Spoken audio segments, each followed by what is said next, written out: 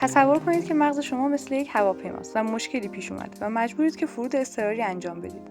برج مراقبت سعی میکنه تمام مراحل فرود رو برای شما توضیح بده، اما اون اصلا نمیدونه پنل کنترل هواپیما چگونه به نظر میرسه. شما میتونید اون رو ببینید، اما نمیدونید هر کلید یا عقربه چه کاری انجام میده. در نتیجه فاصله میان آنچه برج مراقبت میگه و اونچه که شما میتونید درک کنید وجود داره. حالا تصور کنید اگر یک دفترچه راهنما داشتین، چقدر کار آسان‌تر میشد. این دفترچه راهنما همون آگاهی و درک از ADHD، اوتیسم و اصطلاحاتی است که با اونها همراه هستن. به هر حال افراد نورودیورجنت یا افرادی که مغزشون متفاوت کار میکنه اغلب در برقراری ارتباط با دیگران مشکل بیشتری دارند، چون شیوه تفکر ما بسیار با نوروتیپیکال ها یا افرادی با الگوهای مغزی متعارف تفاوته.